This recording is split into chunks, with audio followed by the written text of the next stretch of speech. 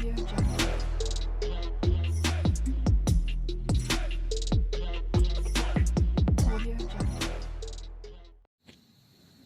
္ဂလာပါပရိသတ်ကြီးတို့ရေပရိသတ်များအားလုံးကျမ်းမာချမ်းသာကြပါစေလို့ပထမဦးဆုံးဆုတောင်းပေးခြင်းပါတယ်ပြီးတော့ကျွန်တော်တို့သီရိမြန်မာ channel လေးကိုကြည့်ရှုအားပေးနေတဲ့ပရိသတ်တယောက်ချင်းစီတိုင်းကိုလည်းကျေးဇူးအထူးပဲတင်ရှိပါတယ်ဗျာကဲဒါဆိုရင်ကျွန်တော်တို့ဒီတစ်ပတ်အတွက်စလိုက်ကြရအောင်ဒီနေ့မှာတော့လာမယ့်1ရက်9လ2026ရက်နေ့မှာထွက်ရှိမဲ့12ကြိမ်မြောက်အတွက်ကျွန်တော်ရဲ့တွနီလေးအတိုင်းဒုတိယမြောက် 3D တစ်ခွက်ကောင်းလေးကိုချပြပေးတော့မှာဖြစ်ပါတယ်ပထမဆုံးတွနီလေးကိုမစားခင်မှာထုံးစံတိုင်းပဲကျွန်တော်တို့ရဲ့သီရိမြန်မာ channel လေးကို subscribe မလုပ်ရသေးရင် subscribe လုပ်ခဲ့ပြီးဖို့လည်းတောင်းဆိုချင်ပါတယ်ကဲဒါဆိုရင်ကျွန်တော်တို့တွနီလေးကိုစားလိုက်ကြရအောင်အဲ့ဒီတော့ပထမဆုံးအနေနဲ့ထိပ်စီးကနန်းယူတဲ့ site ကိုအရင်ပြပါမယ်ဒီမှာ895ကခါးလေကနန်းဖြစ်တဲ့9ရယ်ခွန်336ကခါးလေကနန်းဖြစ်တဲ့3ညရဲ့ဒီကနန်းနှလုံးကိုလှမ်းပေါင်းကြည့်ပါမယ်9ရယ်3ညရဲ့ပေါင်းတော့9ရပါတယ်ကျွန်တော်တို့ကအဲ့ဒီ9နဲ့ညီမျှတဲ့တန်ဖိုးလည်းဖြည့်ရမယ်ထိပ်စီးကနန်းကိုရှာပါမှာဖြစ်တဲ့အတွက်ထိပ်စီးပေါင်းခြင်းလည်းပါရမယ်ဆိုတော့ခွန်336က6ရယ်9ခွန်2က9ရယ်ပြီးတော့6နှစ်9ကထိပ်စီးကနန်းဖြစ်တဲ့6ရယ်ဒီကနန်းသုံးလုံးကိုကျွန်တော်တို့လှမ်းပေါင်းပါမယ်6ရယ်9ရယ်ပေါင်းတော့3ရယ်6ရယ်ပေါင်းတော့9ဒါဆိုကျွန်တော်တို့အပေါ်ကရရှိထားတဲ့9ဆိုတဲ့တန်ဖိုးနဲ့ညီမျှတာကိုကျွန်တော်တို့တွေ့ရှိရပါတယ်ဒါဆိုရင်ကျွန်တော်တို့နောက်တစ်ပင်ကိုဆက်ရှာကြည့်အောင်နောက်တစ်ပင်မှာလည်းကျွန်တော်တို့ကအပေါ်ကကနန်းယူခဲ့တဲ့ site အတိုင်းကနန်းနေရာယူထားတာလေးတွေမပြောင်းလဲပဲဆက်ရှာကြည့်ပါမယ်866ကခါးလေကနန်းဖြစ်တဲ့6ရယ်3939ကခါးလေဖြစ်တဲ့3ညရဲ့ဒီကနန်းနှလုံးကိုလှမ်းပေါင်းကြည့်ပါမယ်6ရယ်3ညရဲ့ပေါင်းတော့6ရရှိပါတယ်အဲ့ဒီ6နဲ့ညီမျှတဲ့တန်ဖိုးကိုကျွန်တော်တို့ကထိပ်စီးကနန်းကိုရှာရမှာဖြစ်တဲ့အတွက်ထိပ်စီးပေါင်းခြင်းလည်းပါရမယ်ဆိုတော့3939က9ရယ်914က1ရယ်612ကထိပ်စီးကနန်းဖြစ်တဲ့6ရယ်ဒီကနန်းသုံးလုံးကိုကျွန်တော်တို့လှမ်းပေါင်းကြည့်ပါမယ်9ရယ်1ရယ်ပေါင်းတော့3ည3ညရယ်6ရယ်ပေါင်းတော့6ရတဲ့အတွက်အပေါ်ကရထားတဲ့တန်ဖိုးနဲ့တွားပြီးညီမျှတာကိုတွေ့ရှိရပါတယ်ကဲဟုတ်ပြီကျွန်တော်တို့ကလာမယ့်အပင်အတွက်ကိုထိပ်စီးကနန်းကိုအပေါ်ကကနန်းယူခဲ့တဲ့ဒီပတ်တန်အတိုင်းဆက်ပြီးတော့ရှာကြည့်ကြအောင်38ခွန်ကခါးလေကနန်းဖြစ်တဲ့8ရယ်ခွန်3ညကခါးလေကနန်းဖြစ်တဲ့9ရယ်ဒီကနန်းနှလုံးကိုလှမ်းပေါင်းကြည့်ပါမယ်အခုပေါင်းခြင်းကကျွန်တော်တို့အပေါ်ကတွက်ထားတဲ့ပတ်တန်အတိုင်းပဲတပုံစံနဲ့ဆက်တွက်ကြည့်တာဖြစ်ပါတယ်8ရယ်ခွန်ရယ်ပေါင်းတော့9ရတာကိုကျွန်တော်တို့တွေ့ရပါတယ်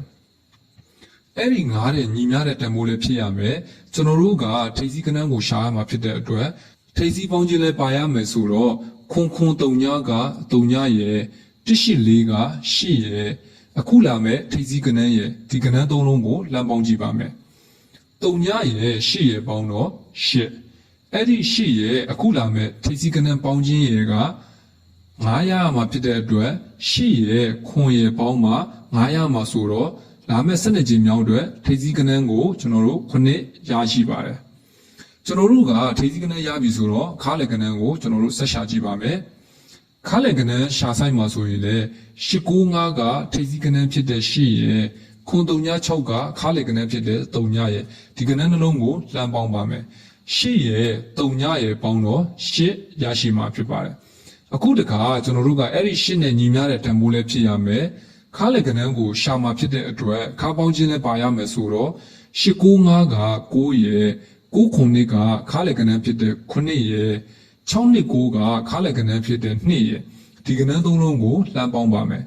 9ရယ်ခွန်ရယ်ပေါင်းတော့6ရယ်2ရယ်ပေါင်းတော့အပေါ်ကရရှိထားတဲ့တန်ဖိုး8ကိုရရှိမှာဖြစ်ပါတယ်ကဲဒါဆိုရင်ကျွန်တော်တို့နောက်တစ်ပင်ကိုဆက်ကြည့်ကြပါမယ်နောက်တစ်ပင်မှာဆိုရင်လည်း866ကထိပ်စီးကနန်းဖြစ်တဲ့8ရယ်3939ကခါးလေကနန်းဖြစ်တဲ့3ညရယ်ဒီကနန်းနှလုံးကိုလှမ်းပေါင်းပါမယ်8ရယ်3ညရယ်ပေါင်းတော့8ရရှိပါတယ်အဲ့ဒီ8နဲ့ညီမျှတဲ့တန်ဖိုးလည်းရရမယ်ကျွန်တော်တို့ကခါးလေကနန်းကိုရှားမှဖြစ်တဲ့အတွက်ခါးပေါင်းခြင်းလည်းပါရမယ်ဆိုတော့866က6ရယ်914က1ရယ်612ကခါးလေကနန်းဖြစ်တဲ့1ရယ်ဒီကနန်းသုံးလုံးကိုကျွန်တော်တို့လှမ်းပေါင်းပါမယ်အဲ့ဒီတော့6ရယ်1ရယ်ပေါင်းတော့9 ခုနှစ်ရဲ့တည့်ရဲ့ပေါင်းတော့ရှစ်ဒါဆိုရင်အပေါ်ကရထားတဲ့တန်ဖိုးနဲ့တွားပြီးညီမျှတာကိုတွေ့ရှိရပါတယ်ဟုတ်ပြီကျွန်တော်တို့ရဲ့ပတ်တန်လေးဟာနှစ်ပင်စက်တိုင်းမှန်ခဲ့ပြီဖြစ်ပါတယ်အခုတခါကျွန်တော်တို့လာမဲ့အပင်အတွက်ခါလက်ကနန်းကိုဆက်ရှာကြည့်ပါမယ်အခုလာမဲ့အပင်မှာဆိုရင်လေ38ခုကထိပ်စီးကနန်းဖြစ်တဲ့3ရဲ့ခွန်3ညကခါလက်ကနန်းဖြစ်တဲ့9ရဲ့ဒီကနန်းနှလုံးကိုလှမ်းပေါင်းပါမယ်3ရဲ့ခွန်ရဲ့ပေါင်းတော့3ညရရှိမှာဖြစ်ပါတယ်အဲ့ဒီ3ညနဲ့ညီမျှတဲ့တန်ဖိုးလေးရရမယ်ခါလက်ကနန်းရှာပြတာဖြစ်တဲ့အတွက်ခါပေါင်းခြင်းလည်းပါရမယ်ကနန်းနေရာယူထားတာလေးတွေကလည်းအပေါ်ကကျွန်တော်တို့ပတ်တန်အတိုင်းတပုံစံနဲ့ဖြည့်ရမယ်အဲ့ဒီတော့ကျွန်တော်တို့က38ခုက8ရဲ့184က8ရဲ့အခုလာမယ်ခါလေကနန်းတစ်လုံးရဲ့ဒီကနန်း3လုံးကိုကျွန်တော်တို့လှမ်းပေါင်းပါမယ်8ရဲ့8ရဲ့ပေါင်းတော့6အဲ့ဒီ6ရဲ့အခုလာမယ်ခါလေကနန်းရဲ့ပေါင်းခြင်းက3ညရမှာဖြစ်တဲ့အတွက်6ရဲ့4ရဲ့ပေါင်းမှာ3ညရမှာဆိုတော့အခုလာမယ်12ကြိမ်မြောက်အတွက်ခါလေကနန်းကိုကျွန်တော်တို့4ရရှိမှာဖြစ်ပါတယ်အဲ့ဒီတော့ကျွန်တော်တို့ကထိပ်စီးနဲ့ခါလေကိုရပြီဆိုတော့ကြံနေတဲ့နောက်ပိတ်ကနန်းတစ်လုံးကိုဆက်ရှာကြည့်ပါမယ်နောက်ပိတ်ကနန်းရှာတဲ့ဆိုင်မှာဆိုရင်လေ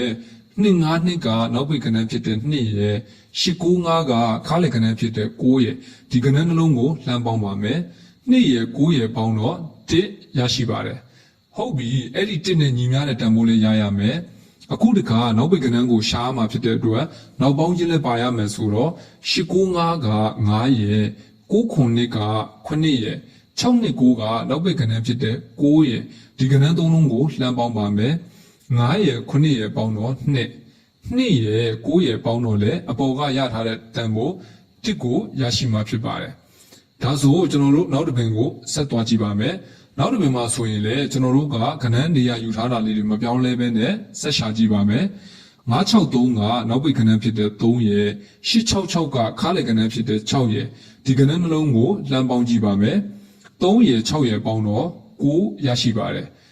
အဲ့ဒီ9နဲ့ညီမျှတဲ့တန်ဖိုးရရမယ်နောက်ပိတ်ကနန်းရှားမှာဖြစ်တဲ့အတွက်နောက်ပေါင်းခြင်းလည်းပါရမယ်ဆိုတော့866က6ရဲ့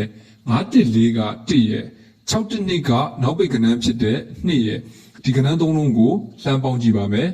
6ရဲ့1ရဲ့ပေါင်းတော့9ရဲ့2ရဲ့ပေါင်းတော့9ဒါဆိုကျွန်တော်တို့အပေါ်ကရထားတဲ့တန်ဖိုးနဲ့တွားပြီးညီမျှတာကိုတွေ့ရပါတယ်ဒီ formula လေးရဆိုရင်လည်းနှစ်ပင်ဇက်တိုင်းမှလာခဲ့ပြီဖြစ်ပါတယ်ဒါဆိုရင်ကျွန်တော်တို့ကအခုလာမယ့်အပင်တွေနောက်ပိတ်ကနန်းကိုဆက်ရှာကြည့်ပါမယ်လာမယ့်အပင်မှာဆိုလို့ရှိရင်3ညခွန်ကနောက်ပိတ်ကနန်းဖြစ်တဲ့9ရဲ့38ခွန်ကခါလေကနန်းဖြစ်တဲ့8ရဲ့ဒီကနန်းနှလုံးကိုလှမ်းပေါင်းပါမယ်9ရဲ့8ရဲ့ပေါင်းတော့9ရရှိပါတယ်ဟုတ်ပြီအဲ့ဒီ9နဲ့ညီမျှတဲ့တန်ဖိုးလေးရရမယ်ကနန်းနေရာယူထားတာလေးတွေကလည်းအပေါ်ကပုံစံတိုင်းတပုံစံနဲ့ဖြည့်ရမယ်နောက်ပိတ်ကနန်းရှားရတာဖြစ်တဲ့အတွက်နောက်ပေါင်းခြင်းလည်းပါရမယ်ဆိုတော့38ခွန်က9ရဲ့184က8ရဲ့အခုလာမဲ့နောက်ပိတ်ကနန်းတစ်လုံးရဲ့ဒီကနန်း3လုံးကိုလှမ်းပေါင်းပါမယ်9ရဲ့8ရဲ့ပေါင်းတော့9ရဲ့အခုလာမဲ့နောက်ပိတ်ကနန်းတစ်လုံးရဲ့ပေါင်းခြင်းက9ရမှာဖြစ်တဲ့အတွက်9ရဲ့3ညရဲ့ပေါင်းမှာ9ရမှာဆိုတော့အခုလာမဲ့12ကြိမ်မြောက်အတွက်နောက်ပိတ်ကနန်းအနေနဲ့ကကျွန်တော်တို့3ညရရှိပါတယ်ဒါဆိုရင်ကျွန်တော်တို့ကထိပ်စီးအလဲအပိတ်အကုန်စုံသွားပြီဖြစ်ပါတယ်အဲ့ဒီတော့ကျွန်တော်ဒီနေ့တွေ့ပြခဲ့တဲ့ site ပတ်တန်အရာလာမဲ့1ရက်9လ2026ရက်နေ့မှာထွက်ရှိမဲ့12ကြိမ်မြောက်အတွက်ထိပ်စီးကနန်းကို9ခါလေကနန်းကို4နောက်ပိတ်ကနန်းကို3ညဆိုပြီးတော့ရရှိခဲ့ပါတယ်ဒါကြောင့်ခွန်လေး3ညဆိုတဲ့အကွက်ကလေးရရှိပါတယ်ကနန်းလေးကတော့တော်တော်လေးလှတယ်ဗျဒီကနန်းလေးခွန်လေး3ညကတော့ဒီတစ်ပတ်အတွက်ဒုတိယမြောက်အကွက်အလှလေးပဲဖြစ်ပါတယ်ပရိသတ်တို့အနေနဲ့လည်းကောင်းတဲ့ကနန်းလေးတွေကြားတဲ့ကနန်းလေးတွေကွန်မန့်မှာရေးပေးခဲ့ကြပါဦးဒါမှသာကျွန်တော်တို့ကအချင်းချင်းဝေမျှပြီးကံကောင်းခြင်းတွေလည်းပုံမိုးရရှိနိုင်မှာဖြစ်ပါတယ်ဒီနေ့ဒီဗီဒီယိုလေးကတော့ဒီလောက်ပါပဲဗျကျွန်တော်ရဲ့မိတ်ဆွေတွေအားလုံးစိတ်ချမ်းသာကိုယ်ကျန်းမာခြင်းတွေပြည့်စုံပြီးကံကောင်းခြင်းတွေပိုင်ဆိုင်နိုင်ကြပါစေဗျာ